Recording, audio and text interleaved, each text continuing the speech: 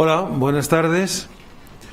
Vamos a retomar las experiencias que dejamos el curso pasado por problemas que todos conocemos, evidentemente, tema de la pandemia, y nos alegra, por lo menos, aunque sea de forma online, que sabéis que nos gusta veros y estar aquí de forma presencial, pero bueno, por lo menos retomamos estas experiencias, y con una persona que, bueno, aparte de ser amiga, pues es una gran profesional. Es Silvia Álava.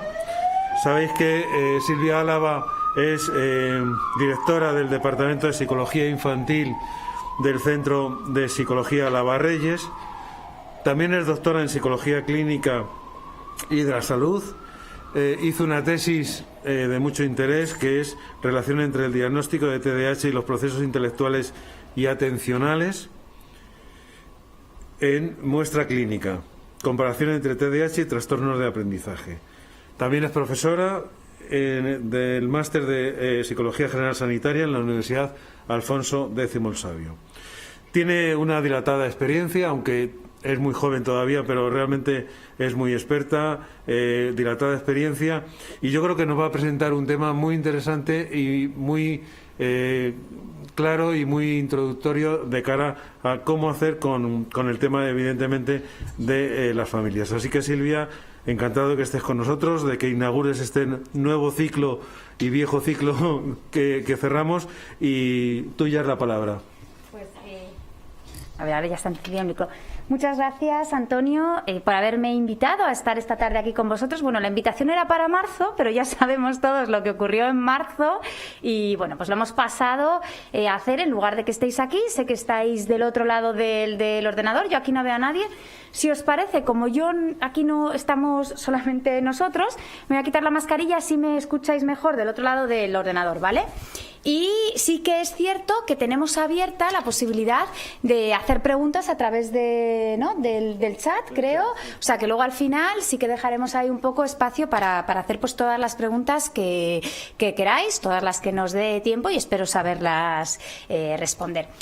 Cuando me llamó Antonio, me pidió si podía hablar pues un poco de pautas psicoeducativas para favorecer un buen desarrollo emocional desde la infancia, y esto es un poquito lo que preparamos. Al final tenemos que pensar ¿qué es un buen desarrollo emocional? Porque si queremos favorecer el buen desarrollo emocional tendremos que tener muy claro qué es lo que es. Y si hacemos una reflexión, los Homo sapiens han recibido tradicionalmente un cuidado próximo basado en la corregulación emocional, en la que los padres, a través del contacto físico, los cuidados, la lactancia materna, todo eso va a regularse a los bebés. ¿Qué es lo que ocurre? Bueno, pues que en ocasiones, quizás las sociedades más avanzadas, este contacto físico tan cercano con los bebés a veces se ha ido perdiendo. Ahora estamos dándole otra vez bastante importancia, pero es necesario tenerlo en cuenta, porque no dejamos de ser seres sociales, y la forma de relacionarnos con nuestro mundo, las habilidades que poseemos, que vamos a desarrollar, van a venir determinadas en gran medida pues por el tipo de relaciones que se han establecido con nosotros desde que somos bien pequeñitos, con el tipo de relaciones que hacemos con nuestros progenitores. Y ese tipo de relaciones va a configurar nuestro propio desarrollo socioemocional y van a influir en nuestra personalidad. Al final todo influye. Es cierto que hablamos de la importancia que tienen los primeros años de vida, pero al final el desarrollo cerebral, ¿qué es lo que ocurre? La conexión sináptica y el crecimiento de neuronas está activo durante toda la vida. O sea que, aunque le damos especial importancia a los primeros años de vida, esto va a ser importante a lo largo de todo el ciclo vital, y también nos da bastante perspectiva a los psicólogos para decir, bueno, si conseguimos que los padres lo hagan bien desde pequeños, fenomenal, porque cuanto más fuertes construyamos a los niños, menos adultos rotos vamos a tener, pero bueno, que luego nosotros también podemos trabajar ahí con esos adultos. Si os dais cuenta, hablamos mucho de la importancia que tiene el lenguaje para transmitirnos con los niños, pero no nos damos, en ocasiones no reflexionamos y no somos conscientes que antes del lenguaje las emociones constituyen el primer medio de comunicación previo al lenguaje. Por eso es tan importante enseñar a los padres a que sepan interpretar, identificar y responder ante las necesidades emocionales de sus hijos, porque no siempre están preparados, y yo creo que aquí los psicólogos pues podemos ¿no? Ayudar ahí bastante en este sentido. Y al final, ¿qué es lo que tenemos que ayudar? Bueno, pues a crear un buen clima emocional. Muchas veces esto, ¿qué es lo que pasa? Que se da por hecho, y eso no siempre es así. Hay que ayudar a las familias a crear un buen clima emocional donde las emociones estén presentes, porque esto ayuda a su socialización y van a influir en el funcionamiento diario con el niño. Y además es que no solamente va a tener efectos en la etapa infantil, sino que es que estos efectos muchas veces los vemos incluso en la edad adulta. Hay muchos problemas de los que luego se trabajan o surgen en la edad adulta. ¿Qué es lo que pasa? Que están apareciendo en esa edad, pero su origen está en la niñez. Por eso es tan importante. Sabemos que las interacciones sociales son fundamentales para el desarrollo cognitivo y que las prácticas parentales de crianza van a interferir mucho en cómo es el desarrollo con la comprensión social en los más pequeños. Por eso hay que saber cómo asesorar a los padres. Pero sobre todo lo que es importante es el tipo de cuidado que reciben los niños en el día a día, en esas pequeñas acciones cotidianas, cómo responden los padres, no tanto en hechos extraordinarios, que también es importante, pero, por ejemplo, un niño o una niña que se cae jugando, pues ¿qué es lo que pasa? No es lo mismo un padre, una madre que responde de forma completamente exagerada, ¡ah, Dios mío, te has caído! Y parece aquí un poco que se forma un gran drama, que un padre o una madre que lo que hace es que regaña, lo ves, es que ya te dije yo que tenías que tener más cuidado, que a lo mejor otro que lo coge, lo agarra, le dice, ¿estás bien? ¿Te has caído? ¿Curamos las heridas? Vamos a ver cómo la próxima vez iremos con más cuidado. ¿Por qué? Porque en función de eso, esto va a tener mucho que ver con el apego, que ya lo vamos a hablar, y además se va a configurar cómo nos entendemos, cómo el niño se entiende a sí mismo, cómo entiende las emociones, cómo se entiende la relación con los demás, y además va a marcar las interacciones que luego va a tener con las personas importantes en su vida. Sí que es cierto que cuando hablamos del desarrollo emocional, aquí hay una cierta confusión de términos. Por un lado está la inteligencia emocional, que sería ese constructo más teórico. Por otro lado tenemos las competencias emocionales, que es exactamente pues esa interacción que tenemos muchas veces con el ambiente, qué es lo que podemos hacer, qué es lo que podemos ahí desarrollar, o la educación emocional, que son todas aquellas acciones que están guiadas ¿a qué? Para trabajar toda esta parte emocional con los niños. Cuando hablamos de inteligencia emocional, bueno, a mí el modelo que creo que más representación tiene, sobre todo a nivel de estudios y de evidencia empírica, es el modelo de Mayer y Salovey, que lo que nos habla es que la inteligencia emocional al final está formada por 4 habilidades que lo que hacen es que van de la primera a la última. La primera de todas sería la percepción emocional, que es la habilidad de reconocer las emociones, tanto en nosotros mismos como en los demás. La facilitación emocional sería utilizar la información que nos dan las emociones. Entender que las emociones, no hay emociones buenas ni malas, como a veces nos quieren hacer creer, sino que todas las emociones son buenas porque nos dan información y tenemos que aprender a escucharlas y enseñar a los niños, también a los padres, cómo hacerlo, aprender a escucharlas. Comprensión emocional, comprender muy bien cuál es la causa, la consecuencia de la emoción, saber etiquetarla y nombrarla correctamente. Para la última habilidad sería la regulación emocional, que implica estar abiertos a sentir emociones, regular las desagradables y potenciar las agradables. Cuando hablamos de competencias emocionales, bueno, pues lo que estamos hablando son una serie de conjunto de conocimiento, capacidades, habilidades y actitudes necesarias para comprender, expresar y regular de forma apropiada los fenómenos emocionales. ¿Cuáles tendríamos? Pues desde la primera, que sería esa conciencia emocional, la regulación emocional, autonomía emocional, competencia social, competencias para la vida y bienestar, ¿vale? Y luego la parte de la educación emocional, que es todo lo que hacemos para conseguir esto. Y es que nos ocupamos mucho que los niños aprendan a leer, a escribir, matemáticas, idiomas, pero esta parte de manejar, controlar y ser dueño de sus emociones, que es algo especialmente importante, la dejamos al azar. Quizás yo creo que de unos años para acá se está produciendo un cambio y cada vez son más los centros educativos que son conscientes de la importancia que tiene el cómo están sus alumnos, cómo están sintiéndose y enseñarles toda esta parte de la inteligencia emocional. Yo creo que cada vez son más los centros educativos que los hacen. Yo creo que aquí los psicólogos educativos, las personas que están en los centros, lo están haciendo especialmente bien y están poniendo ahí su granito de arena y explicando bien cómo se hace. ¿Cómo podemos detectar entonces esos problemas en el desarrollo emocional, ¿no? Estamos diciendo que vamos a hablar de esas pautas, pues ¿cómo los podemos detectar? Bueno, sabemos que los niños que tienen problemas en ese desarrollo emocional, además de que a veces estén como muy apáticos, síntomas de ansiedad, síntomas de depresión, bastantes dificultades muchas veces para reconocer y regular las emociones, también suelen tener una gran hostilidad, reaccionan de forma muy desproporcionada a cualquier conducta por parte de los niños, hacen llamadas de atención muy desadaptativas, tienen cambios de humor muy a menudo, conflictos con los iguales y conductas también agresivas.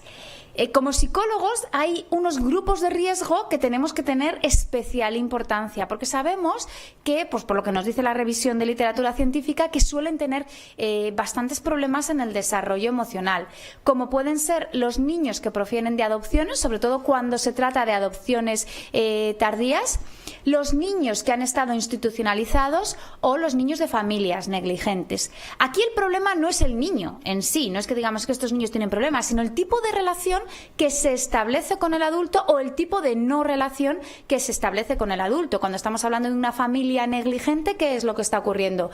Que no está atendiendo a las necesidades de estos niños. En ocasiones a las necesidades físicas, pero lo que está clarísimo es que no está atendiendo a las necesidades emocionales. Cuando hablamos de los niños institucionalizados, sí que es cierto que toda la parte de necesidades más fisiológicas, esa está muy bien atendida, las necesidades emocionales quizás no tanto. Y en las adopciones, lo vamos a ir viendo ahora, pero es un grupo que quizás está a caballo entre los niños institucionalizados y familias negligentes y lo que sería la población normal, por ponerle un nombre. ¿Qué es lo que vemos? Bueno, pues que las experiencias tempranas de maltrato o negligencia pueden tener consecuencias perjudiciales para el desarrollo de la infancia.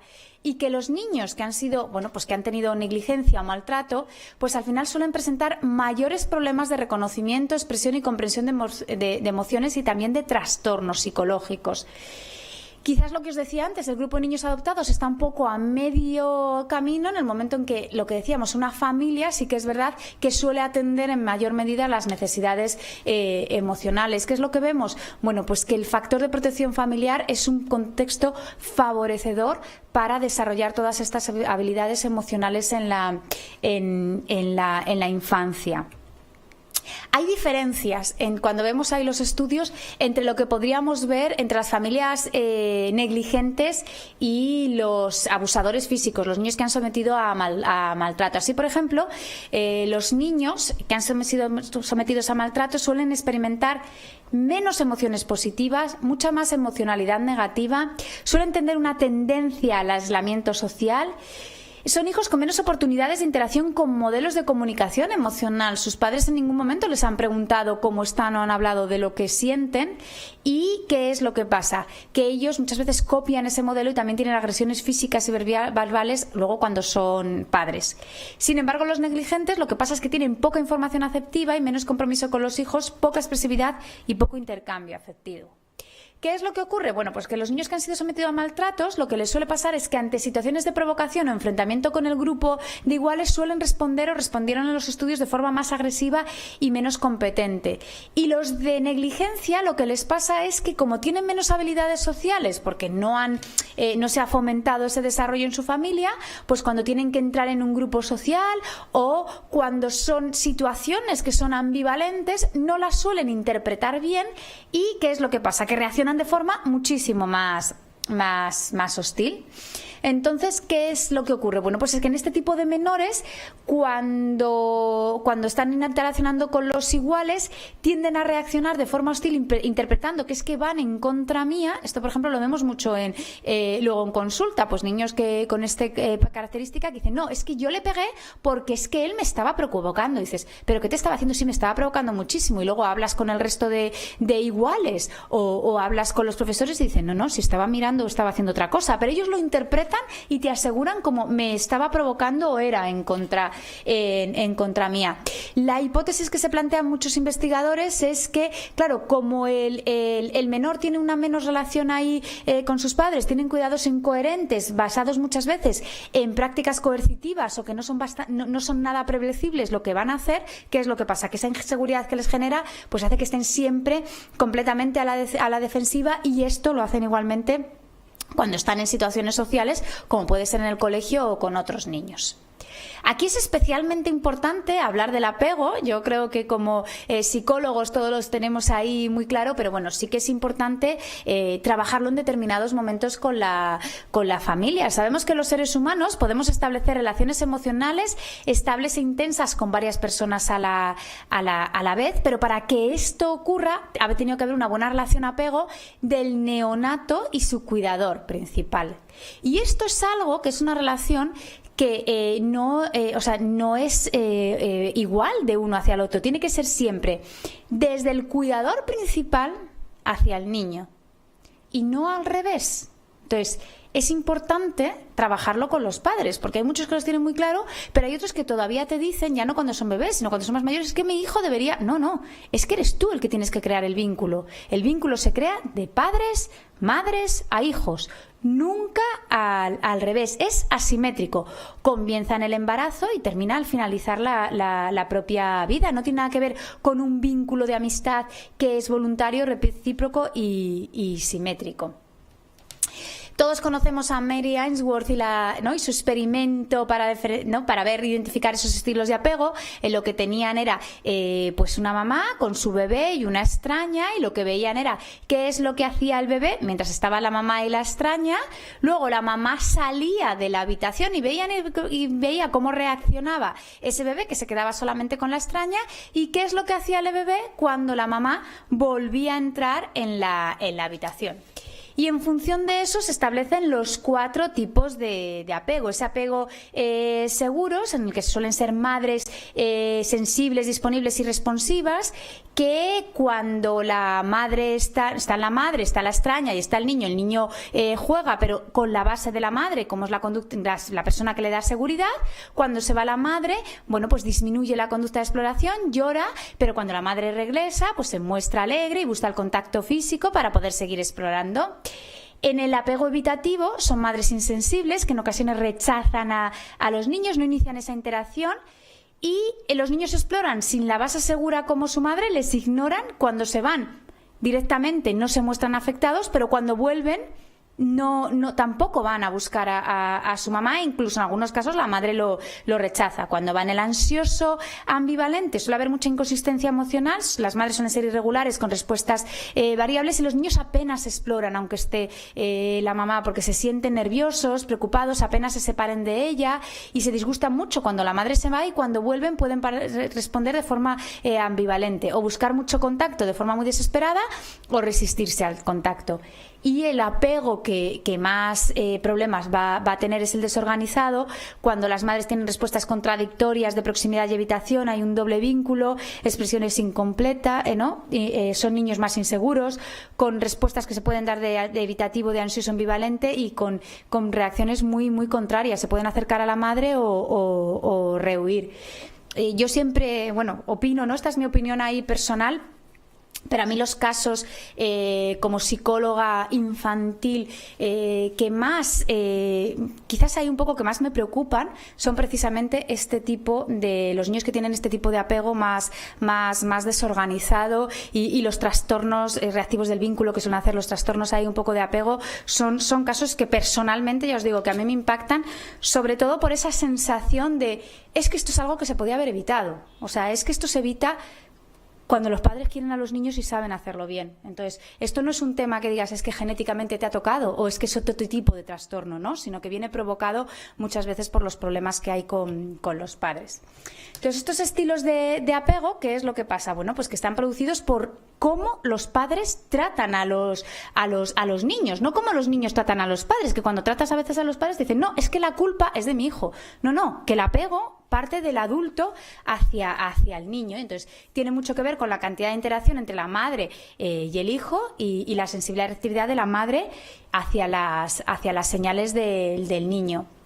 El estilo de apego, cuando vemos ahí un poco cuál es el que más hay, es cierto que el más es el apego, ahí se mantiene en el 72% de los casos, pero otras veces va variando porque es un resultado de un proceso. Entonces, en ocasiones se puede modificar ese tipo de apego y muchas veces lo hacemos también en las sesiones. ¿Cuáles son las consecuencias que tienen? Bueno, pues que sabemos que los apegos inseguros, lo que no le dan los padres o sus figuras de referencia, ¿qué va a pasar? Que lo van a buscar fuera de casa, en amigos, drogas, pareja, trabajo, pero llevado completamente al extremo. Por eso es tan importante. En el apego seguro, en la edad infantil, los niños tienen un modelo desde el que aprender, pues toda la parte de la percepción emocional, cómo nos sentimos, y aprendan a regular las emociones de forma completamente adaptativa. Y esto hace que cuando son adultos se sienten seguros en las relaciones interpersonales, incluidas las de máxima intimidad, se sienten queridos y no buscan de forma constante la aprobación de los demás, identifican a las personas que les hacen daño y entonces son capaces de alejarse, saben a quién acercarse, a quién alejarse, reconocen las emociones, son capaces de pedir ayuda y suelen tener niveles más bajos de ansiedad y depresión. En el apego evitativo, cuando los padres, ¿qué es lo que pasa? Que no tienen ni fuerza ni energía para poder resolver las necesidades emocionales de sus hijos, hay muchos aspectos emocionales que no llegan a producirse. Muchas veces hay un poco, ¿qué es lo que pasa? Bueno, porque estos niños tienden a pensar que sus necesidades emocionales no importan, ¿no? Y que como no importan, no buscan cómo satisfacerlas, buscan autorregularse sin buscar apoyo o negar las emociones que están sintiendo. ¿Qué pasa cuando llegan a la edad adulta? Pues que en ocasiones niegan lo que sienten, les cuesta mucho vincularse a otras personas, tienen miedo a la intimidad, miedo a la sociedad, suelen tener mayores problemas de conducta, trastornos narcisistas, rasgos paranoides, también un poco en la adolescencia, y problemas de atención, depresión y trastornos psicóticos. Cuando hablamos del apego ansioso bivalente, ¿qué es lo que pasa? Que en la edad infantil son estas madres o padres que consideran que la preocupación es una muestra de afecto. Es que fíjate si te quiero, que estoy todo el día preocupado por ti. Esto lo ves muchas veces no, es que yo le quiero tanto que le tengo que llamar 28 veces cuando no está en casa y mandarle 70 mensajes de WhatsApp, ¿dónde estás? ¿Dónde estás? ¿Dónde estás? Entonces, ¿cuál es el mensaje que se le transmite al niño o a la niña? Es que tenemos que preocuparnos y es importante hacernos cargo del bienestar emocional de los demás, lo que está distorsionando el vínculo afectivo. Además, suelen ser familias en las que lo que se vende mucho es esta imagen o esta idea de no, es que los que se distancian o mantienen en determinado momento la distancia y no se preocupan por los demás son malos, pero los que se quedan completamente asfixiados. ¿Eso qué pasa? Pues que genera mucho temor e inseguridad a los niños, mucha dependencia, no toleran la soledad, no toleran las pérdidas, suelen tener más conductas disruptivas, más agresivos, más llamadas de atención y bajo rendimiento escolar. En la edad adulta quieren estar con las personas queridas nuevas, pero al rato se experimentan pues que les molestan o les ignoran. Entonces pues suelen tener una rabia muy fuerte producida por una percepción desmedida de abandono, porque a veces están tan inseguros que cualquier conducta la interpretan como celos, abandonos, con un miedo patológico al rechazo. Y tienen una hipersensibilidad a las emociones desagradables y mucha angustia, y suelen tener más trastornos de ansiedad y de estado de ánimo. Y el apego desorganizado es el que yo os decía que desde mi punto de vista más problemas ahí genera, y lo que también dicen los estudios. En la edad infantil, ¿qué es lo que pasa? Que donde el niño tiene que percibir una seguridad, aquí están mis padres para darme seguridad, para darme cobijo, para darme cariño, son una amenaza. Entonces el apego está diseñado para proteger al niño, no para ser las personas que por un lado te protegen, pero luego son fuente ahí de peligro. Suelen ser padres negligentes, incompetentes, muchas veces suelen tener algún trastorno psicopatológico. Cuidado, porque cuando decimos agresión, no solamente la agresión física, o sea, no son padres que pegan a sus hijos, es que a veces también está la hostilidad emocional, el no atender sus necesidades emocionales o el tipo de comportamientos muchas veces de comunicaciones que están haciendo. ¿Qué es lo que pasa? Que el niño no va a aprender a regular esas emociones, no se va a sentir seguro ni protegido, y además se perciben muchas veces como indignos, como malos, porque no han sido, claro, daros cuenta que no han sido fuente del cariño ni de sentir que nadie les quería. Suelen tener problemas de somatizaciones, dificultades afectivas, dificultades también cognitivas, de aprendizaje, trastornos de la personalidad, psicosis y trastornos asociativos. Dentro de las prevalencias del apego sabemos que el 65% suelen tener un apego seguro, un 5% apego desorganizado, 10% ambivalente y 20% apego evitativo. Si os dais cuenta, son cifras bastante altas las que vemos en los tipos de apego inseguro, y yo creo que esto es importante tenerlo en cuenta para poderlo trabajar. Cuando hablamos, sin embargo, de estilos ahí educativos, hablamos en plan de varios estilos educativos y también de las consecuencias que puede tener. Cuando hablamos del estilo democrático, ¿qué es lo que estamos haciendo? Bueno, pues son estos padres que lo que quieren es dirigir la conducta del niño hacia la madurez, pero llevan a cabo una imposición de roles donde queda muy claro qué es el rol que tiene que hacer cada uno, utilizando la negociación y el razonamiento. Estamos explicando en todo momento, hay una serie de normas, hay una serie de límites, pero no son impuestos en plan porque sí, porque yo lo valgo, porque esto lo he dicho yo, sino desde la explicación de por qué hay estas normas o por qué la sociedad está poniendo estas normas.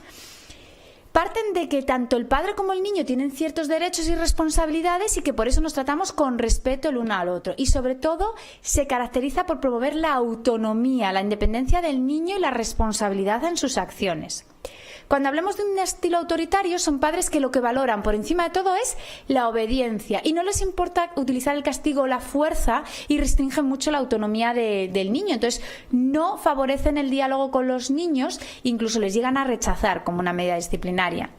Y cuando hablamos del estilo permisivo, son especialmente permisivos, de tal caso que le dan tanta autonomía que a veces ponen incluso en peligro su supervivencia, actúan de forma muy benigna respecto a la conducta del niño, el niño nunca tiene problemas, los problemas son de los demás, o muchas veces los frases que te dicen, no, es que es cosa de niños, y tú a veces le dices, mira, perdona, no, esto no es cosa de niños, los niños tienen que aprender que hay unos límites y que no te los puedes ahí saltar, o que si estás haciendo daño a otro niño o a otra persona, hay que decirle algo. ¿Qué es lo que pasa? Que como los padres no saben marcar los límites y evitan muchas veces la autoridad, el castigo y las restricciones y no son nada exigentes con la responsabilidad de los niños, ni a expectativas de madurez, ni favorecen la autonomía. Este tipo de estilos de educativo también van a tener una serie de consecuencias en el desarrollo emocional de los niños. Sabemos que los hijos cuyos padres tienen un estilo democrático, ¿qué es lo que pasa? Pues van a tener mayores efectos de socialización y van a tener un mayor desarrollo de competencias emocionales y cognitivas. En el estilo autoritario quizás ahí la parte de desarrollo y socialización es un poco más baja y en el estilo permitivo no desarrollan bien las competencias emocionales, tienen más probabilidad de ser víctima de acoso, son más manipulables y también son niños y niñas que pueden experimentar una mayor dependencia emocional. Al final, ¿cuáles son las consecuencias que vemos luego cuando llegan a la adolescencia? Antes hemos hablado de la infancia. En la adolescencia, en el estilo democrático, sí que suelen tener una buena autoestima y una buena autoeficacia, también una buena competencia social y un buen rendimiento escolar, y suelen tener una menor incidencia de problemas psicológicos y de conducta. Cuando hablamos de niños cuyos padres tienen un estilo autoritario, es verdad que tienen un alto nivel de obediencia y de rendimiento escolar, pero a nivel de competencias sociales quizás no es tan alta, suelen tener problemas de autoestima y baja eficacia, autoeficacia percibida, y suelen tener mayor incidencia de síntomas depresivos y problemas emocionales. En el estilo negligente hay problemas de todo tipo, escolares, baja competencia social, mayor incidencia de problemas de ajuste psicológico y mayor incidencia de problemas de conducta y de abuso de sustancias. Y cuando hablamos de niños cuyos padres tienen un estilo permisivo, pues suelen tener buena autoestima y buena competencia social, pero a nivel académico el rendimiento es más bajo y suelen tener mayor incidencia de problemas de conducta y de abuso de sustancias. Vamos entonces a hablar ahí en esta última parte de, pues haciendo esta introducción de toda la importancia que tienen pues los estilos educativos, también el apego, todo lo que podemos hacer.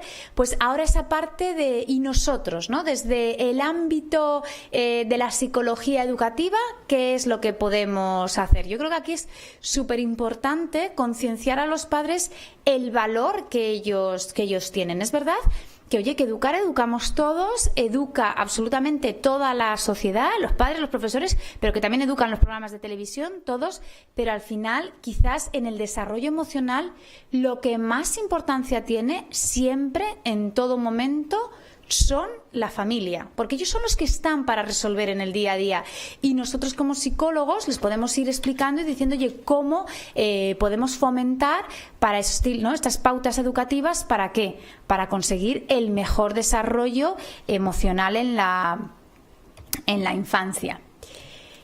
Porque la primera escuela donde nos enseñan a manejar las emociones es la familia. Y para esto hay una cosa que es fundamental. Es muy difícil que la familia enseñe a sus hijos a manejar las emociones si ellos mismos en primera persona no son capaces de hacerlo. Igual que cuando estamos en colegios, lo primero que hacemos es trabajar con los profesores y enseñarles a los profesores todas las habilidades de la inteligencia emocional, a percibir correctamente las emociones, a expresarlas correctamente, a comprenderlas, a utilizarlas y a regularlas, pues muchas veces cuando trabajamos con las familias, a veces hay que empezar a trabajar con los padres, porque si ellos no son capaces de manejar sus emociones, es muy, muy complicado que enseñen a manejarlas a sus hijos. Por eso cuando trabajamos con niños, al final lo habitual es trabajar prácticamente con todo el ecosistema de los niños, con los padres, con los profesores, con los hermanos. Todos tienen que ver, porque todos tienen que aprender. Hay veces que dices, oye, pues hay padres que lo hacen razonablemente bien y quizás la intervención con ellos no es tan importante, pero en otras ocasiones no es así. Es necesario que los padres y maestros sepan gestionar sus propias emociones, sobre todo para que actúen como modelos de autorregulación emocional para los niños. ¿Por qué? Porque sabemos que los niños aprenden por modelado, van a copiar a sus adultos de referencia, que son su padre, su madre, los progenitores y también los maestros. Por eso es importante. Y además, cuando los niños son pequeños, no son capaces de regularse ellos mismos. Sabemos que la regulación emocional son unos circuitos que no empiezan a madurar hasta los 3-4 años de edad y que no terminan de madurar hasta los 25 años. Incluso hay estudios que dicen que incluso se tarda un poquito más. Por eso es tan importante la heterorregulación emocional, es decir, el adulto, a través de su conducta, a través de sus palabras, ayuda a regular las emociones de los niños y también de los adolescentes.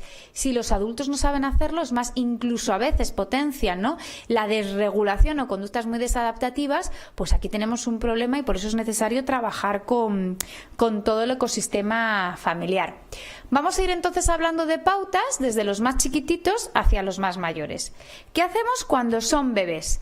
Bueno, sabemos que las intervenciones preventivas en los primeros años de vida lo que tiene es el objetivo de mejorar la competencia emocional y prevenir problemas de conducta y psicopatologías cuando los niños son más mayores. Hay veces que no le damos suficiente importancia a esta etapa cuando los niños son bebés y de verdad que la tienen. Sí que es cierto que claro, hay que trabajar la inteligencia emocional de los bebés desde que son chiquititos y esto de aquí sí que se hace con los padres, porque los padres siempre van a ser los que más responsabilidad tienen en la construcción de la inteligencia emocional de los niños.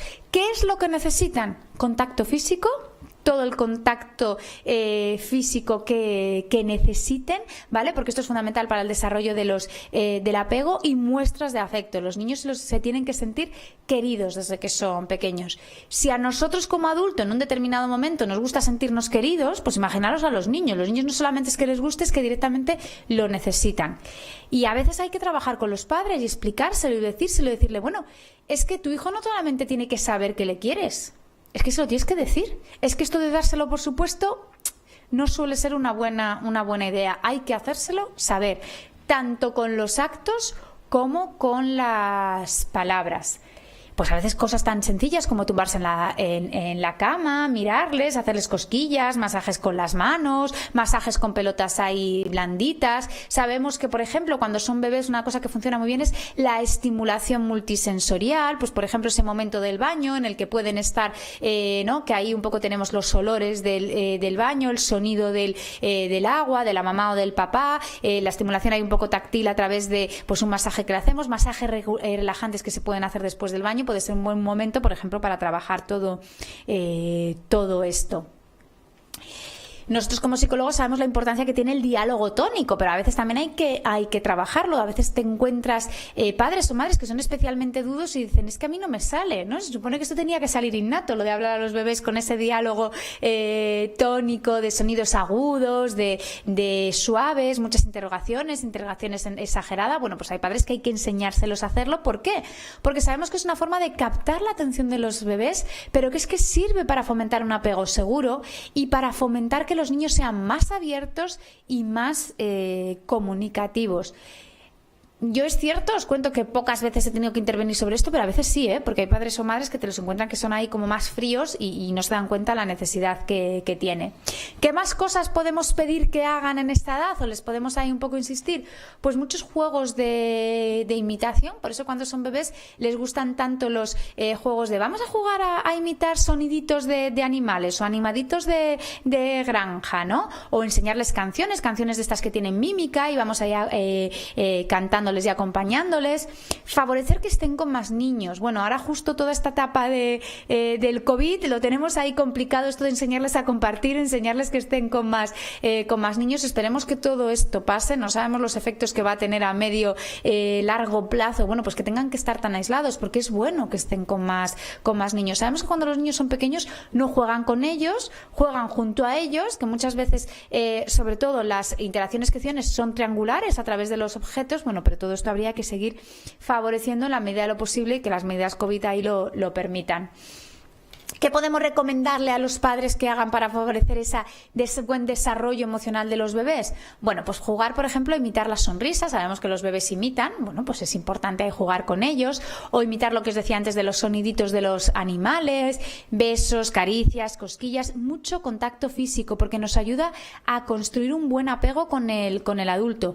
Cantar canciones infantiles en un tono de voz suave. Hace poco leí un artículo muy interesante en lo que hablaba que no era tan importante la letra, sino el tono. De hecho, lo que enseñaban a muchos padres y a muchas madres, además de contextos sociales muy desfavorecidos, para tranquilizar a sus bebés, era ananizar, lo llamaban así, nananizar las canciones. Entonces se cogían una canción, pero vamos, da igual que fuera de reggaetón, del grupo que les gustase, y lo que hacían era transformarlas en ese ritmo de nana, porque lo que le calmaba al bebé era precisamente el ritmo, no tanto la letra.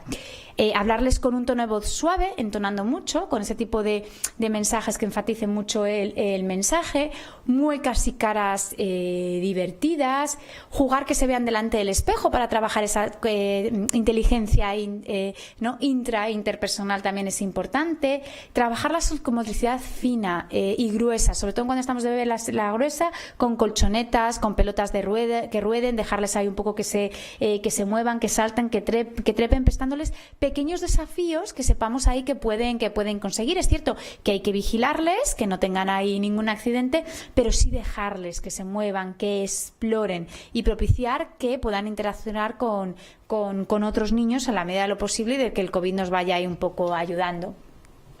Cuando hablamos ya de intervención clínica, no de pautas generales que nos pueden servir para todos, para pues algo que les tenemos que contar a los papás, sino cuando ya vemos que hay problemas, y que hay problemas desde que estamos hablando de bebés. Lo primero de todo aquí es psicoeducación con los padres. O sea, con los bebés al final es difícil intervenir. Si me refiero desde la parte más emocional. Otra cosa es que haya que hacer un programa de desarrollo, de estimulación cognitiva o más de atención temprana.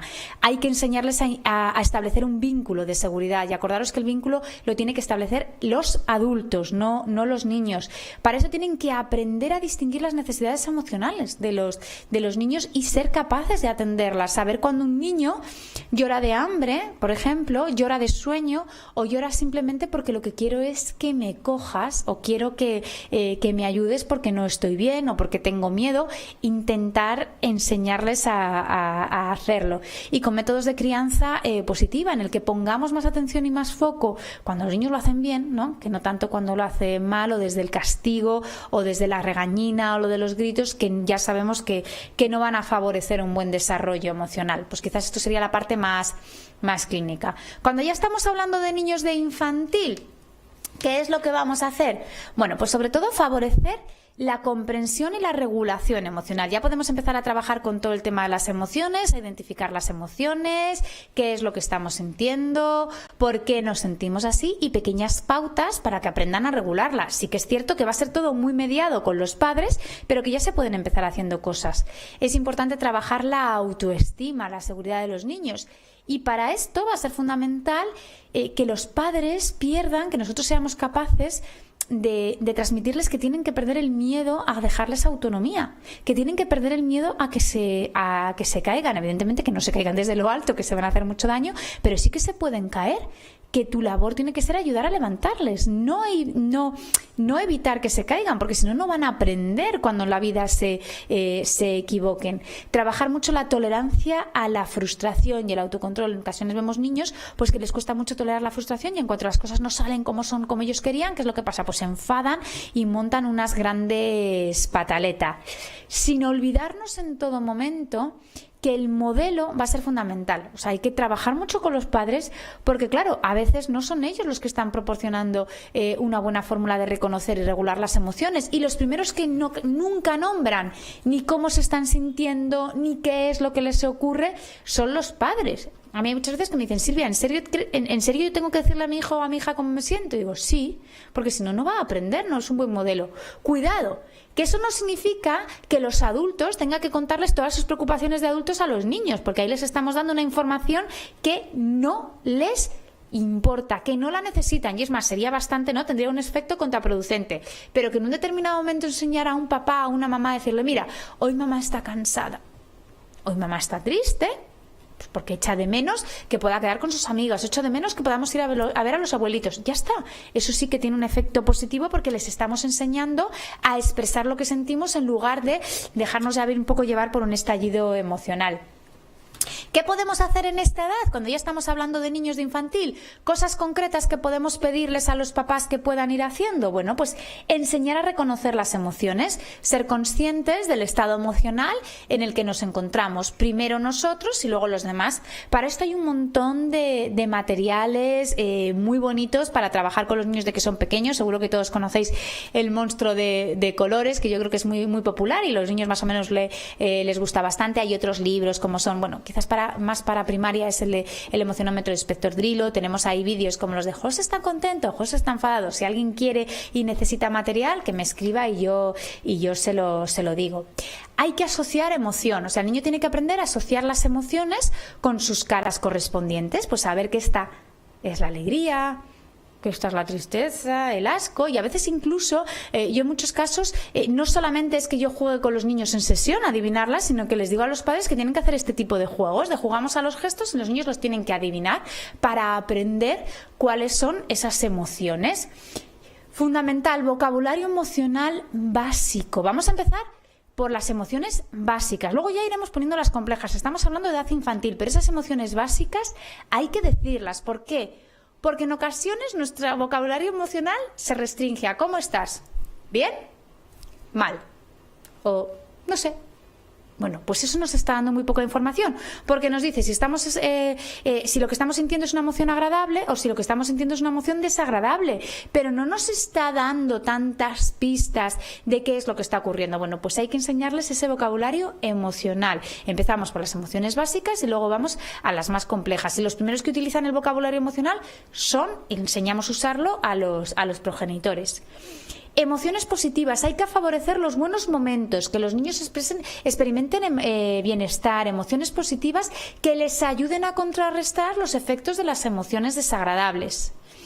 Súper importante. Esto no significa, bajo ningún concepto, que los niños no puedan experimentar emociones desagradables. No, lo sentimos mucho. La vida es de emociones, si cogemos el medidor emocional de Ruler o el monstruo de colores, de todos los colores. También tiene que haber emociones rojas relacionadas ahí un poco con el enfado, la rabia, la frustración, emociones azules como son las más relacionadas con la tristeza, emociones amarillas como puede ser la alegría, el orgullo, la satisfacción o las relacionadas con la calma, la serenidad, que serían las verdes. Tiene que haber todas las emociones. No podemos pretender, ni sería bueno que aconsejásemos a los padres: no, tú solamente fomenta emociones agradables. Vas a fomentar las agradables, pero no evites las desagradables. Los niños tienen que aprender a regular esas emociones.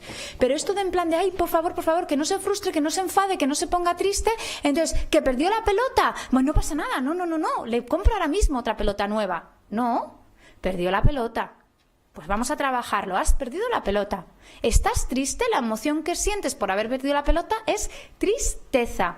Y la comprensión emocional, para entender por qué ha sido, es porque has perdido la pelota. Ya estamos trabajando dos cosas: percepción emocional, tristeza; comprensión emocional, porque perdiste la pelota. Y ahora te enseño una forma de regularlo. ¿Cómo se te ocurre que podemos arreglarlo? Pues mañana vamos a buscar, bueno, ahora la pelota en el colegio no la habrán podido perder porque están prohibidas, ¿no? Me da igual, lo que sea, ¿no? Mañana vamos y la intentamos buscar. Vamos a objetos perdidos y preguntamos si está. Y si no, ¿qué es lo que tendremos que hacer? Pues a lo mejor hay que esperar a tu cumpleaños o los Reyes Magos que ya van a venir para pedir otra pelota. Y enseñamos ahí un poco también esa demora del esfuerzo. Sí que es importante trabajar esto mucho con los padres. Evidentemente no hay que frustrar a los niños gratuitamente ni hay que hacer que sientan emociones más desagradables de la cuenta. Pero las cotidianas del día a día hay que enseñarlas a regularlas, no a evitárselas. Y esto es fundamental, porque luego ¿qué es lo que pasa? Pues que vemos que cuando el día que están tristes, que les pasa algo, parece que no tienen ningún tipo de estrategia de regulación emocional y se ponen fatal. Entonces hay que enseñarles a hacerlos desde pequeño. Y sí que es muy importante mostrar una actitud positiva en la vida y cómo tener una actitud positiva ante la vida y cómo disfrutar. Y yo creo que esto es fundamental, porque en ocasiones vemos niños que cuando les preguntas, ¿no? Os pongo un ejemplo de ¿y tú cuándo experimentas alegría? Uy, yo el día de mi cumpleaños y cuando vienen los Reyes Magos. Bueno, tiene que haber otro momento que experimentes alegría. Sí, algún día que viene mi abuela y me trae un regalo. A ver, no puede ser que nuestro momento de alegría esté reducido a recibir regalos o a recibir cosas. Hay que enseñarles a valorar las pequeñas cosas importantes del día a día o simplemente las que te hicieron sentir bien. Pues, por ejemplo, yo a veces les pongo el ejemplo de ¿qué has desayunado hoy? Pues eso no, estas galletas, estos cereales, ¿te gustan? Sí, pero eso lo desayuno todos los días. Bueno, pues vamos a valorarlo como algo positivo y además agradecer que si estás desayunando eso es porque tu papá y tu mamá te lo han ido a comprar. Y han ido al supermercado, que no ha nacido solo ahí en la despensa. Bueno, pues este tipo de cosas también las podemos ir trabajando. La intervención clínica que se hace en esta edad con niños de infantil, sobre todo mucha psicoeducación con los padres, ya hemos dicho que es fundamental para que ellos sepan en todo momento cómo ir regulando y manejando las necesidades emocionales de sus hijos. Seguimos trabajando mucho la importancia de establecer un vínculo, pero un vínculo de seguridad.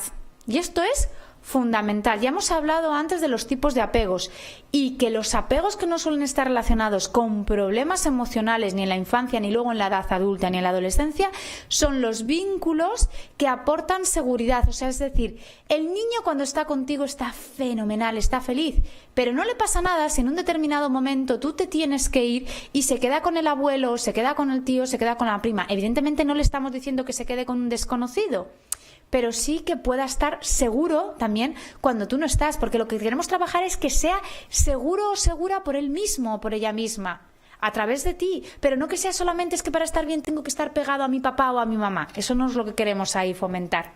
Sí que es cierto que también hay que trabajar con técnicas de modificación de conducta. ¿Para qué? Bueno, pues para que siempre tengan mucha más atención en positivo cuando están teniendo la conducta correcta que en negativo, y sobre todo hay un poco cuando estás así, bueno, pues quizás vas a tener menos atención por mi parte, ¿vale? Porque si no, a veces, ¿qué es lo que pasa? Que cuando tienen ese estallido emocional o esa pataleta, en niños que estamos hablando que ya no es evolutivamente la edad de tener pataletas, ¿qué pasa? Que tienen tanta atención que sin quererlo nosotros mismos estamos reforzando esa conducta. Los padres están haciéndolo así y por eso hay que ayudarles.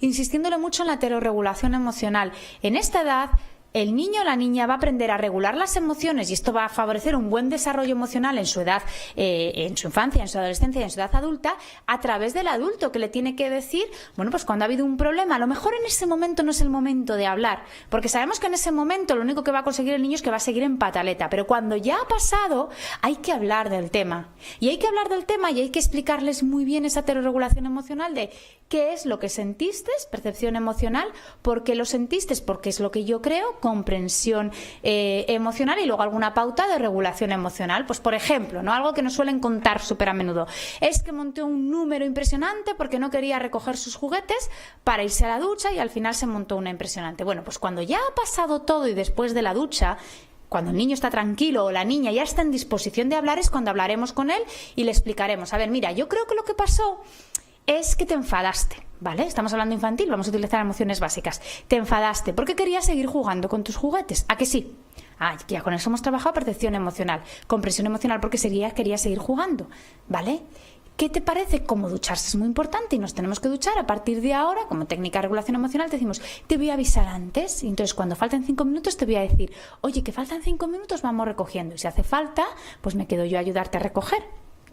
y sobre todo trabajas con los padres, bueno, pues que den la orden al lado del niño, que se agachen, que le miren a los ojos, porque en ocasiones lo que ha pasado no es que el niño no montara la pataleta porque estaba frustrado, que quería seguir jugando, es que ni tan siquiera lo escuchó, porque mientras estaba haciendo la cena, oye, que recojas, que te tengas que ir a la ducha, y no lo escuchó, o según iba por el pasillo soltó una retaila de un montón de instrucciones. Y con el niño ya empezamos a poder trabajar la percepción emocional, de qué es lo que estamos sintiendo, la comprensión emocional o pequeñas estrategias de regulación emocional. Son chiquititos, pero con niños de infantil se pueden trabajar muchas estrategias de regulación emocional, como podría ser un rincón de la calma, como podrían ser técnicas de respiración, de estar concentrados ahí un poquito en su respiración. O sea, hay muchas técnicas que ya podemos ir trabajando con los niños de infantil. Cuando llegamos a primaria, ¿qué es lo que pasa? Fundamental, hay que seguir trabajando la autonomía, que hagan las cosas por sí mismos. O sea, el objetivo es siempre el que conseguir que los niños sean autónomos para todos, pero también que sean autónomos para su regulación emocional, que si en un determinado momento no son capaces de regularse, ¿qué es lo que tienen que hacer? Aprender a pedirlo y decir, que yo aquí necesito ayuda. Y se puede pedir. Pero una cosa es, por lo menos lo reconozco, ya reconozco lo que necesito y cuándo tengo que pedir ayuda.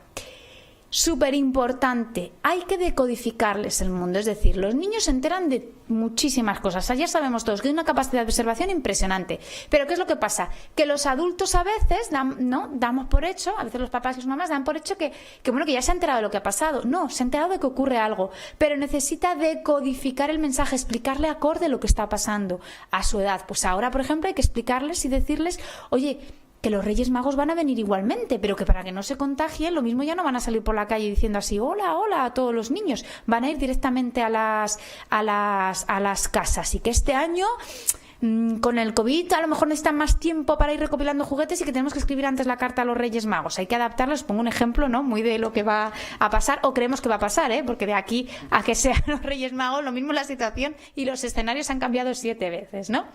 Ser visto, súper importante. Tus necesidades me importan. Me importa cómo te sientes y me importa lo que necesitas. Y aprendo a verte y aprendo a resolver tus necesidades emocionales. Estamos insistiendo que durante el periodo de confinamiento el problema que ha habido con muchos niños es que, bueno, por desgracia sabemos que hay muchos niños que sus necesidades fisiológicas directamente no han sido atendidas, bueno, pues porque lo han pasado mal, es que directamente han pasado hambre. Pero ha habido otros que las necesidades fisiológicas sí que han estado atendidas, pero no las emocionales. Los padres estaban ya con tantos problemas ellos a nivel emocional y a nivel de otro tipo que no han podido atender las necesidades emocionales de los niños, y los niños necesitan todavía que las atendamos y que les enseñemos a luego a ellos atenderlas. Necesita que les prestemos atención. Hay muchos niños que tienen muchas llamadas de atención y que al final, ¿qué es lo que pasa? Bueno, que saben que portándose mal al final me van a mirar. Bueno, pues se trata de darle la vuelta. Préstale atención cuando lo haces bien, pero préstale atención, porque esto en plan de pensar y decir, no, es que se tiene que portar bien porque sí, porque es lo que toca, pues no suele funcionar. Y es fundamental, aunque sean niños más mayores y de primaria, siguen necesitando muestras de afecto. Según van creciendo, a veces ahí un poco lo empiezan a hacer así, pero no pasa nada. Hay que seguir insistiendo a los padres que las tengan. Sí que es una edad en la que las normas y los límites tienen que estar muy claros, además los se pueden entender muy bien, muy claros, explicados para su edad, consensuados y negociados. No son porque yo lo he decidido, no. Es porque lo tenemos que hacer así. Por ejemplo, si hemos decidido tratarnos con respeto, porque nos gusta que todos nos tratemos con respeto, que no haya gritos, que no haya malas formas, atendiendo siempre las necesidades emocionales de los niños y, sobre todo, trabajando mucho a aprender a validar las emociones. Aquí quizás la parte más importante que hay que trabajar con los padres, o por lo menos lo que yo he visto tanto en las formaciones que hago para padres como en el día a día de la consulta, es distinguir muy bien qué es una emoción y qué es una conducta, porque a veces cuando les decimos valida la emoción están validando la conducta. Yo, claro, evidentemente entiendo que estés enfadado y valido tu emoción de enfado, pero lo que nunca voy a poder validar es que me hayas gritado o que hayas pegado a tu hermano. Incluso esto que también pasa con los de infantil, ¿no? Que me hayas llamado tonta. Es una cosa muy habitual de los niños chiquititos. Entiendo que estás enfadado, pero cuidado, que eso no te da derecho en ningún momento a ¿qué? A insultarme, ¿vale? ¿Cuál es la intervención que hacemos con los papás cuando estamos grandes en primaria? Bueno, pues generalmente muchas veces tenemos que trabajar también un poco, cuando vemos muchas partes de inteligencia emocional, de problemas, emocionales, a que cambien el tipo de apego con sus hijos.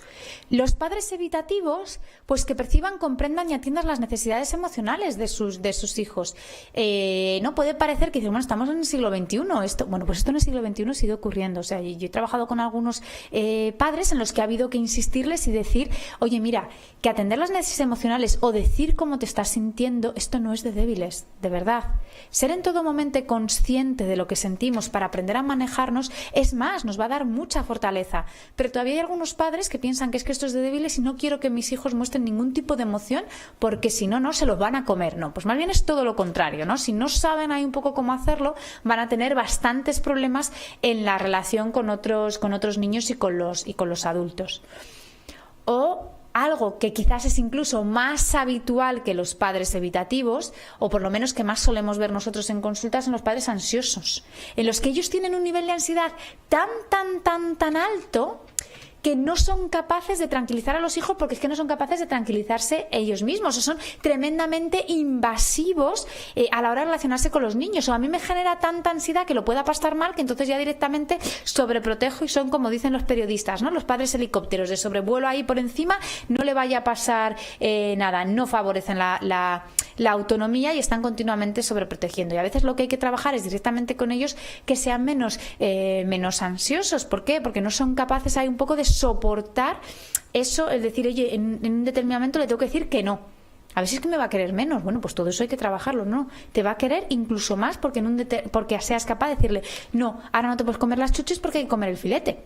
O sea, tampoco hay que tener el no continuamente en la boca, pero es que hay cosas que tienen que ser así, o que hay determinadas cosas que lo siento mucho, que tus actos tienen consecuencias, y perder el miedo a poner consecuencias lógicas, razonables, coherentes con lo que ha ocurrido. No un castigo en plan impuesto porque sí, que no tiene nada que ver, sino entender, oye, si tú me has insultado, tienes que entender que yo ahora me duele y que como me duele, a lo mejor durante un ratito no voy a hablar contigo, un ratito corto, que luego hay otros padres que lo que tienes que explorar es decir, no puedes estar 3 días sin hablarle o 3 horas, te insultó, estate un rato y luego vas y le dices, es que me dolió, ¿qué puedes hacer para que me duelan menos? ¿No? Entonces ahí un poco se enseña a los niños como la forma de restablecer es pedir perdón, pero un perdón sincero, no en plan, perdón, ya está, no de esa forma, ¿vale?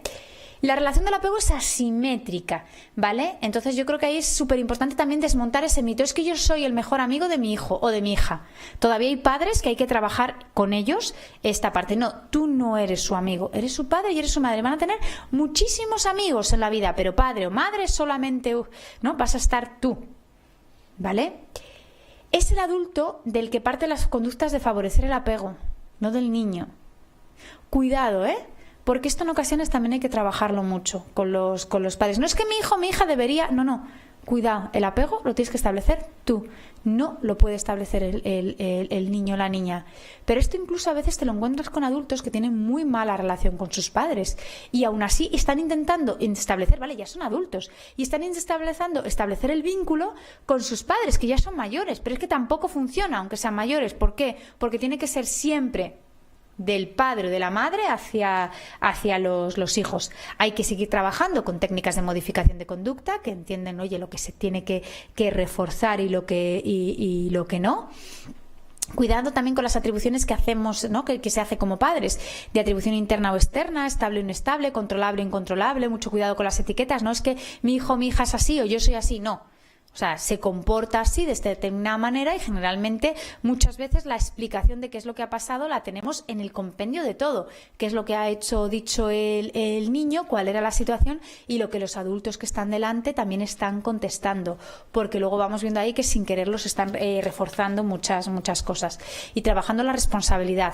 Y aquí hay veces que también hay que trabajar mucho el miedo a los padres. Es que si no va a llegar con los deberes sin hacer, es que si no va a suspender.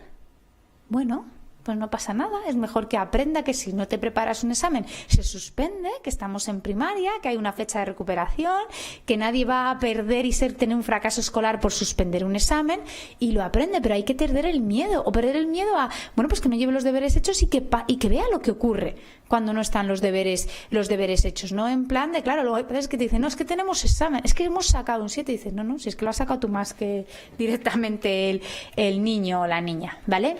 ¿Cómo trabajamos con los menores? Bueno, pues aquí, como ya son un poquito más mayores, ya no solamente trabajamos la autoestima, sino hay que trabajar mucho ese autoconciencia y el autoconcepto, ¿no? Para que tengan claro quiénes son, porque luego esto va a tener mucho que ver con la autoestima, porque tan importante es conocer cuáles son mis puntos fuertes como conocer cuáles son mis puntos débiles para poder ahí compensarlos.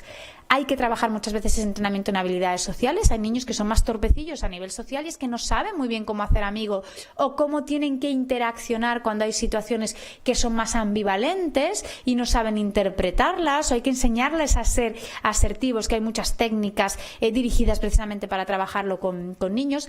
Súper importante enseñarles tolerancia a la frustración.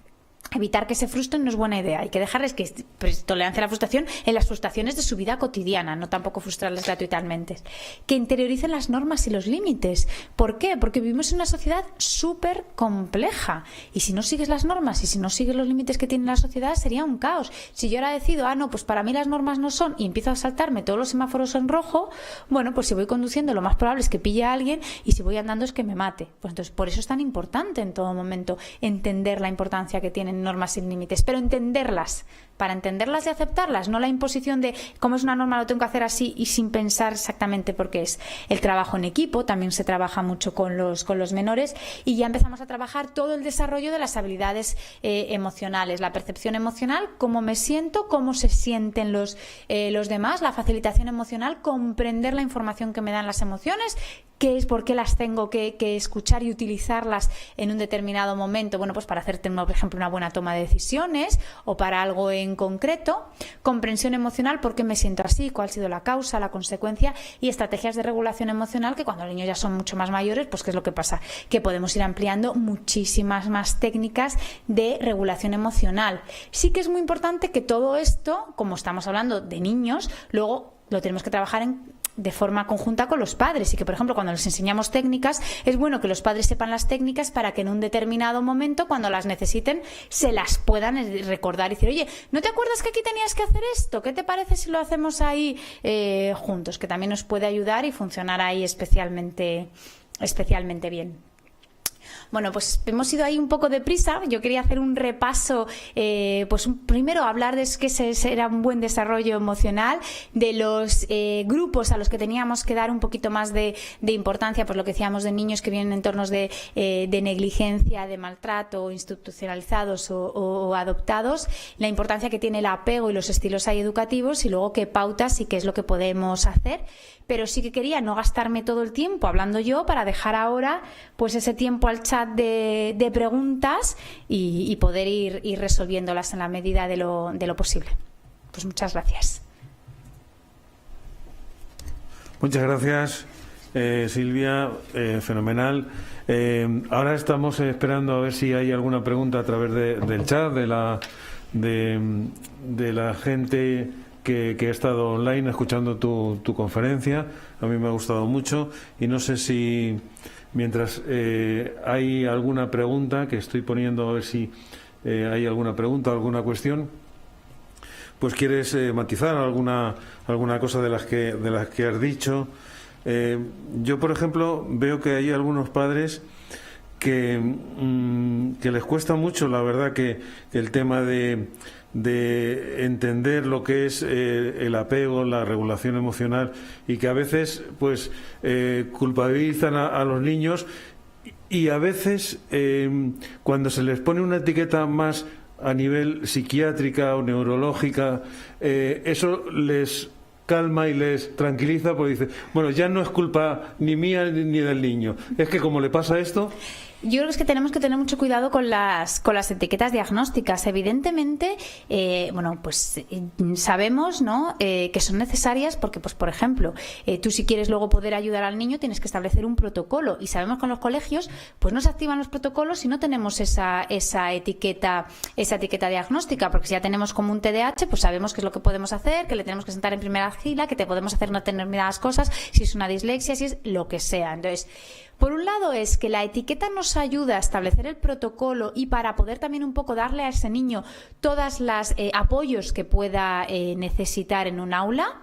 Pero cuidado, una etiqueta no hace que diga, bueno, pues entonces, claro, primero, punto número 1, ya te lo pongo aquí en la frente y que te traten de forma diferente por tener esa etiqueta, porque el mundo no te va a tratar de forma diferente, o lo que tú comentas, que determinados padres y madres digan, bueno, pues ahora ya, como tiene ese problema, ya todo lo explicamos en base a ese problema. No, cuidado. Como tiene ese problema, sabemos exactamente qué es lo que le pasa y sabemos también cómo podemos ayudarle. Pues, por ejemplo, en el caso de los TDAH muchas veces se queda fuera que el TDAH es un problema de regulación, y parece que lo de la regulación de la atención siempre es lo central, ¿no? Porque además el nombre te lo dice, trastorno por déficit de atención. Pero es que también va la regulación emocional, y parece que la regulación emocional del TDAH se queda fuera.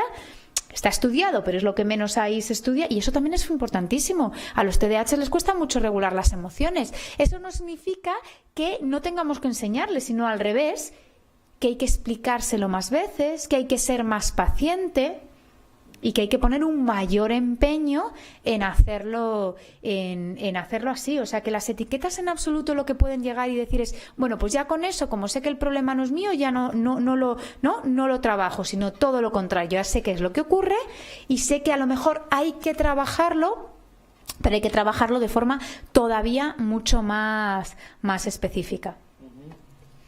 Mira, aquí hay una pregunta. Dice, ¿qué material para trabajar el desarrollo de las habilidades recomendarías, de las habilidades sociales recomendarías? Pues depende mucho de la edad del niño. Hay materiales muy buenos. No sé si pone ahí la edad, ¿vale? Por ejemplo, a mí para trabajar toda la parte un poco de esa conciencia emocional, de la percepción emocional, me gusta mucho el medidor emocional del programa Ruler del Yale Emotional Center, que está creado por Mark Brackett, y bueno, la verdad es que a mí es una técnica que me gusta muchísimo para trabajar toda esa parte de la percepción emocional. Los niños la suelen entender muy bien, los padres cuando se lo explicas también, pero además lo que más me gusta es que luego los niños en plan lo aprenden mucho más rápido que los padres, y enseguida es como que se sienten como muy... Es que yo les estoy diciendo cómo se hace, ¿no? Y eso les gusta ahí especialmente. Pero hay otros libros también ahí muy chulos que podemos trabajar, o quizás son menos, que se pueden adquirir en el mercado, como ya hemos dicho, el monstruo de colores. El emocionómetro del inspector Drillo, que también tiene una especie de, no es un medidor emocional, pero parecido, ¿no? Porque te va diciendo la emoción y la intensidad con la que estamos midiéndolo. También es quizás menos conocido y también funciona ahí muy bien. Hay pues los vídeos estos de José, ¿no? José está enfadado, José está contento, de Félix, ¿no? Félix y sus sentimientos. Todos esos nos pueden ayudar muchísimo. Luego, por ejemplo, para trabajar toda la parte de asertividad, a mí, estos son preferencias mías, personales, hay muchísimo, pero yo os digo los que me gustan mucho y los uso mucho en consulta, pero hay millones y son los que me están yendo ahora en la cabeza. Por ejemplo, las fichas de Albor Koch, que están para trabajar la parte de la asertividad, para distinguir muy bien lo que es la conducta agresiva. Muchas veces pasa con estos niños que estamos diciendo, ¿no? La conducta agresiva, la conducta asertiva o la conducta inhibida, pues tiene unas fichas muy chulas en las que asemejan, ¿no?, los comportamientos ahí agresivos con un dragón, los comportamientos inhibidos con un ratón, y los comportamientos asertivos los llaman ser humano auténtico. Pues esas también ahí un poco pueden ser, a mí me gustan muchas, pero ya os digo que hay muchísima información. El autor Antonio Vallés también tiene muy buenos materiales. Y de ahí pueden sacar, además muy prácticos, y realmente son muy interesantes. Mira, más preguntas. ¿Es posible que un padre cambie su estilo educativo por estrés laboral? A ver, yo no sé si llegaría, ¿no? Aquí ya tendríamos un problema de metodología. ¿Llega a cambiar completamente el estilo educativo o lleva a cambiar la forma de educar en el día a día?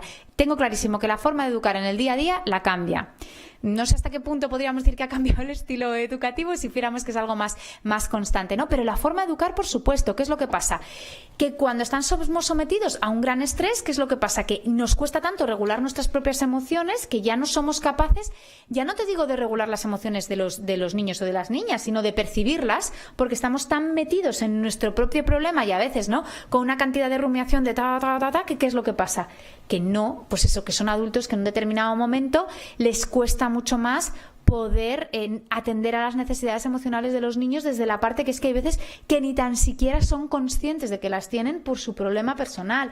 O por ejemplo, otra cosa que es súper habitual, ¿no?, que además, por desgracia, ahora ha incrementado muchísimo, que es cuando un adulto está estableciendo un duelo, ¿no? Y un duelo que ya entra en ser un duelo patológico porque no lo tiene bien realizado. Pues, por ejemplo, ahora, por desgracia, con toda esta historia del COVID hay muchos más duelos patológicos, porque la posibilidad de no haberte podido despedir, no haber hecho ese acompañamiento, no haber tal, pues nosotros tenemos clarísimos como psicólogos que son cosas que influyen luego en el proceso de elaboración del duelo. Pues ¿qué es lo que pasa? Que cuando ese adulto está todavía, que no ha sido capaz de realizar ese duelo, que no es capaz de gestionar su propio dolor, es muy difícil que pueda atender a ayudar al niño a gestionar ahí un poco el dolor de la pérdida, o incluso ayudar al niño en las necesidades emocionales de su día a día. ¿Por qué?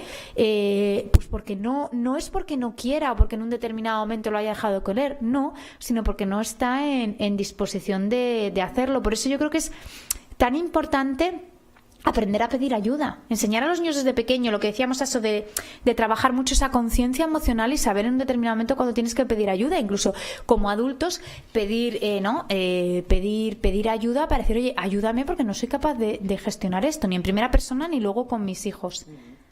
Mira, un par de preguntas más. Bueno, te felicitan por la conferencia. Así que eso, fenomenal, eso también refuerza de forma positiva. Dice, ¿cómo se puede reforzar la tolerancia a la frustración? ¿Hay alguna técnica o juego? Bueno, yo creo que hay muchas técnicas, muchos juegos. Yo creo que sobre todo es un tema del día a día, ¿no? De ir dándoles pequeñas pautas a los padres en el día a día. O sea, sobre todo, lo primero de todo, ¿cuál es el modelo? O sea, a veces vemos que es que hay padres que son los primeros que no tienen tolerancia a la frustración, son ellos, o que no son un buen ejemplo de persistencia, de esfuerzo para sus hijos. Luego, lo primero de todo, vamos a trabajar el modelo. Y luego hay veces, bueno, pues que lo puedes hacer sobre todo con situaciones de vida cotidiana. Pues estamos haciendo un dibujo, oye, no me gusta ese dibujo, y cuando ves que el niño lo rompe, ahí nos paramos, ¿no? Y poco enseñarles a decir, oye, con la mejor sonrisa, decir, bueno, ese dibujo no nos quedó bonito, pero ahora lo vamos a volver a hacer, ¿vale? Y lo volvemos a hacer y lo volvemos ahí un poco a empezar y te vamos ahí un poco enseñando de forma quizás ahí más pautada. Sobre todo, yo creo que aquí lo fundamental es utilizar mucho las situaciones cotidianas del día a día, porque generalmente ya los padres y las madres suelen estar bastante saturados de sus propias obligaciones como para llegar y decir, venga, y ahora vamos a trabajar esto con todo esto y te doy, que hay un montón de materiales, pero y todos los días tienes que hacer 7 fichas, pues es que no llegan. Quizás es mejor en el día a día enseñarles estrategias y enseñarles técnicas. Por eso suelen funcionar también cuando trabajamos con registros, porque les vas pidiendo que apunten exactamente todas las situaciones y luego les vas diciendo de forma cotidiana cómo hacerlo. Bueno, pues por ejemplo, es que tiré los lapiceros y porque no quería seguir dibujando. Bueno, pues ahí les decimos, primero les damos un poquito de espacio y luego decir, vale, ahora los tenemos que recoger. Y lo recogemos tranquilamente, volvemos a dibujar, o sea, utilizando siempre el contexto lo más natural de la familia. Sí, yo pienso, por ejemplo, en la escuela que una charla de educación emocional que está bien en tutoría, pero la educación emocional es el día a día. Es cualquier momento en el que tú puedas trabajar ese aspecto que te parece pues que está dentro de la empatía, el respeto, la tolerancia, y hay cantidad de ejemplos que se pueden dar y tiene que ser el día a día de forma transversal y no vamos a hacer una hora de tutoría en educación emocional. Bien, algunas preguntas sobre el tema, cómo ha influido el COVID en la regulación emocional. Bueno, ya casi has contestado eso, pero si quieres dar un matiz ahí. Bueno, yo creo que el COVID, por desgracia, ha influido, ¿no? Ha influido en todo. Hay muchos estudios, ya se están empezando a publicar, por ejemplo, de cómo ha influido el confinamiento en los niños, y lo que vemos es, bueno, pues que un porcentaje, por ejemplo, si cojo el estudio de Mireia Orjales de la Universidad de Elche, decía que el 87% de los padres sí que habían visto cambios en el estado emocional de sus hijos. Ha habido bastante influencia, pero sobre todo aquí ha dependido muchísimo de cómo han estado los padres. No es lo mismo unos padres que han sabido explicarles a los niños la situación, que han sabido resolver sus necesidades emocionales, que han sabido más o menos el cómo hacerlo, cómo llevarlo a cabo, que unos padres, bueno, pues que estaban tan sobrepasados por lo mismo, por todo lo que estaban viviendo, bueno, que por desgracia pues no han sido capaces de hacerlo, o es que no tenían las estrategias. O sea, al final tenemos que pensar que es que en los colegios no solamente se aprende, que ya es mucho, matemáticas, lenguas, science, todo. Es que también en los colegios también trabajan mucho toda la parte emocional de los niños. El principal agente son las familias, pero en los colegios también se trabaja muchas partes.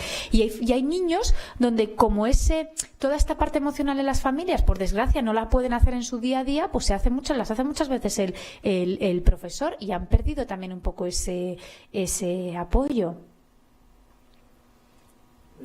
Ya por último, bueno, aquí hay una pregunta. Dice, ahora, antes, bueno, te lo agradecen la ponencia. Dice, ¿cómo afrontar o qué pautas seguirías para un menor de 9 años que sufre alexitimia? Bueno, es muy buena pregunta. Habría que tener muchos más datos, porque hay que ver exactamente qué es lo que puede ahí estar pasando. Pero quizás hay que empezar a trabajar sobre todo con quizás menos en primera persona, que le puede costar más, pero a lo mejor con más material visual. A lo mejor hay que coger algo que le apetezca, ¿no? Que le guste. Pues, ¿qué serie ves, no? ¿Qué dibujos ves? ¿Cuál te gusta? Y vamos a trabajar a través de los dibujos, aunque sea un tema que en ocasiones solo ese tipo de trabajo lo haces en infantil, pero como estamos hablando con 9 años y ese problema, pues entonces, ¿cómo crees que se está sintiendo? ¿Y por qué crees que se está sintiendo?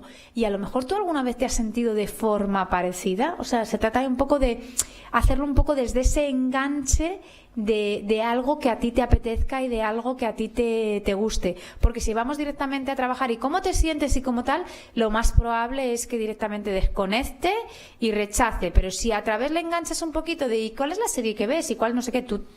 Yo hay veces que me he tenido que ver cosas precisamente para enganchar ahí emocionalmente con algún caso de estos que serán más complicados. Digo, es que si no llego. Bueno, pues a lo mejor he llegado, ¿no? Recuerdo con una niña con unos dibujos de estos mangas. Además está una niña con un apego desorganizado, una situación familiar súper compleja. Bueno, pues yo me veía a través de los dibujos estos mangas empezando a hablar de las emociones, a ver si a través de ahí soltaba algo, porque si no ella en primera persona absolutamente nada.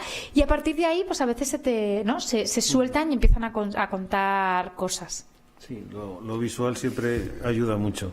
Y yo creo que por última, ya por terminar, porque hay alguna pregunta de bibliografía, pero si te parece, como está el correo tuyo, ya hemos dado algo de bibliografía. Sí, y si no, que me escriban. Repite si quieres el correo. Mira, mi correo es S de Silvia Álava, o sea, leído Sálava, @alabarreyes.com. Sí, porque aquí he puesto las redes sociales, pero no el correo. Bueno, a ese correo o directamente también aquí al correo de la sección de educativa @coc.es, pues si quieren hacer alguna consulta, nosotros te la pasamos. Perfecto. Y tú la contestas.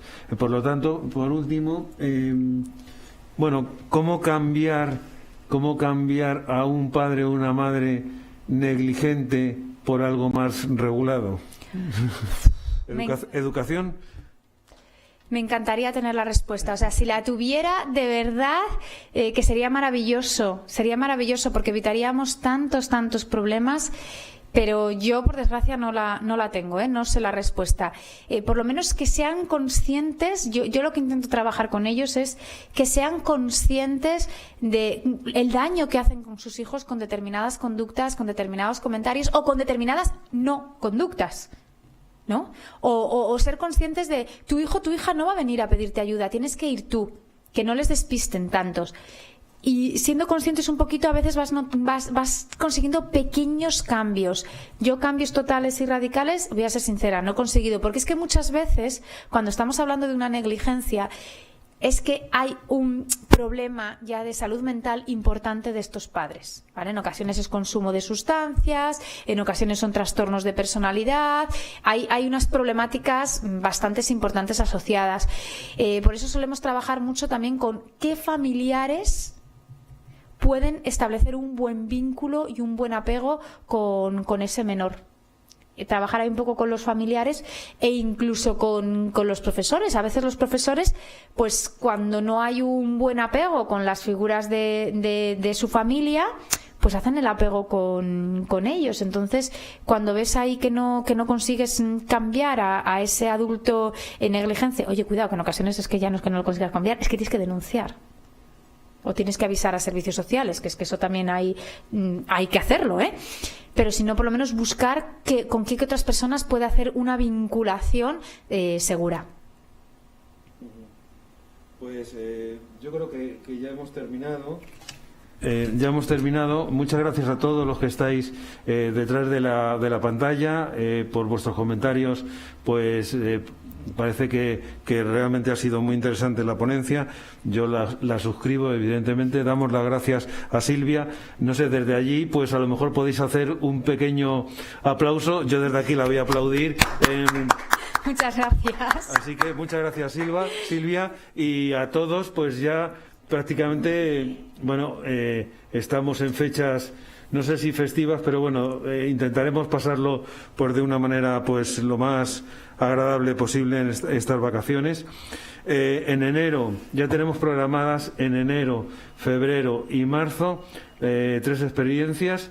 En enero van a ir 2 experiencias, os informaremos en breve, y 2 experiencias en enero, una en febrero, otra en marzo. Y después ya de Semana Santa ya está prácticamente programada una experiencia también con referencia a las altas capacidades y al nuevo equipo específico que se ha creado en la Comunidad de Madrid. Así que hasta pronto, que descanséis estas vacaciones y nos volvemos a ver en enero. Muchas gracias a todos. Gracias.